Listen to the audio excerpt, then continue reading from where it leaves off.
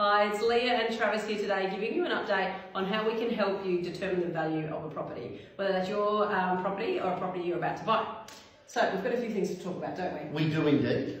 So we're going to talk about firstly the difference between an agent giving you a value on a property and a valuation report that we can do through our valuation system with a licensed valuer, and then also council rates, because council rates throw people sometimes. Yeah. I think for me, council rates don't really have much of a say in the way that we do business. What do you think? No, a common, I guess, misconception that's out there is, oh, if my council values me at 650, then 10 or 20%. A lot of people have a formula in their head. They think it's 10 or 20% more. It really depends. I've had properties that have sold for well under council valuation. I've had properties that have sold for almost double council valuation. Yeah. Yeah, so we do think, don't let that guide you when you're either looking to buy a property or just on your actual value of your own existing property. So the reason values are important, if you're selling, you need to know how much you're selling for and what cash you'll get from the sale to then purchase your next property. Or if you're keeping your property, we need to know how much it's worth to get some equity out to buy a property or buy an investment property. So from our end, we can do a license valuation through a lender. So because of our status with the banks, we've got the power and the authority to order a full bank valuation with no cost to use. We can get that way. So a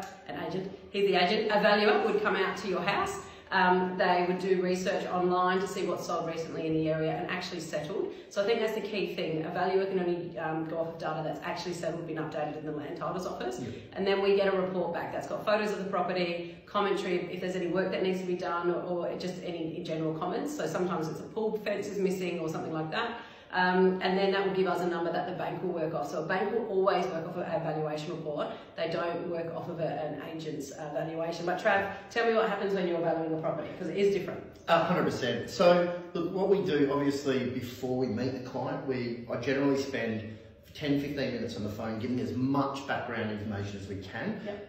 It's good to be prepared before you get there. There's nothing worse as an agent to arrive at a property, to do an appraisal and give a client a valuation, and you get thrown with a curveball like, oh, there's a new pool room, or they've just added on, or a pool that they've had on. We spend a lot of time preparing before we get there. Then it's a little similar in one aspect where we do look at recent sales in the area, with comparable homes in your area that have sold. But then there is that X factor, like certain segments of the market. So, for example, I'm finding, say, two-storey townhouses in and around the city of Magain area. Mm-hmm. They have, there's a lot that have hit the market recently. There's a lot of developers that have been busy, and we're finding they're not, the demand for them isn't as high. Okay. And we're finding that they're probably not fetching what they were 12 to 18 months ago. Even though the statistics for, let's pick a suburb, let's say Warradale, even though the statistics for that suburb show that it's in growth, it can sometimes skew where it's actually at. The other one is, while we're talking about it, let's say the city of Magain, they've just had a massive, probably 3/4 of their council area, they've just rezoned the policy area, which has meant, so I've got a listing at the moment that's about to hit the market, and if we had hit the market 4 months ago, it would have sold to a developer, 1 into 2, 700 square metre, just over 20 metre frontage, a no-brainer. Now that the council put the brakes on, those properties are fetching probably 30 or 40 grand less than they were because they can't be easily cut into two. So there's a number of factors, not just historical data, but what's actually happening right now in the marketplace. So I think that's always important, action now, like get things happening now. Our clients do sometimes have some regret with selling and buying because they didn't action it quick enough.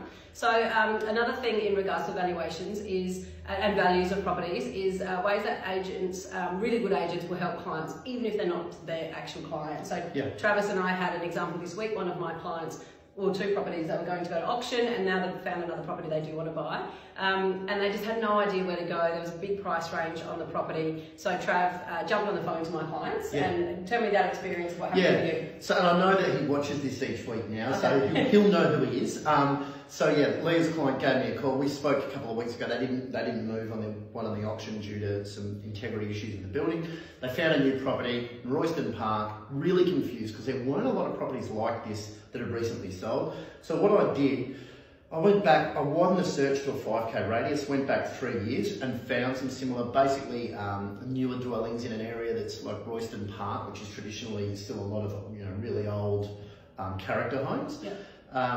had a good chat to him about not just what they're asking and what's sold. You know, the conversation I had with this client was, did you go to the open? Or you've been twice? How many other people were there? Yeah, okay. What was the dialogue with the agent? Because sometimes the agents can kind of give away where they're sitting. Yep. Anyway, long story short, that your client, who's now my client, even though we haven't sold for them yet, but one day we will, I'm sure. He emailed me last night with the offer that they're going forward with. Yep. So, and I'm going to see that through with him until they hopefully secure the purchase. Yeah, and I think that's certainly where having that expert team around you is so important. I know that we do it for each other.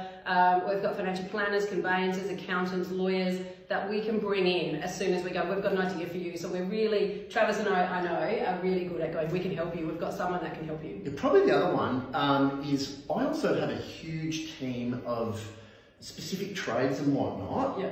Or even, so when I'll go and see somebody who goes, we're thinking of selling, what's it worth? I go, right now it's probably worth 520, but if we did this, this and this, and it will cost you about 10 grand, we might push to 570, 580. So quite often when I'm there, I'm about, what can we do that's a smaller investment that's going to give a bigger bang for our buck to improve the value of the home? Yeah, perfect. Yeah. So hopefully that gives you information. If you've got any questions, don't hesitate to contact us. You can contact us through Facebook, send us a message, text, email, whatever helps. And if you've got friends that need some help, give them our number. We have no hesitation helping people. Yeah. Have a good day.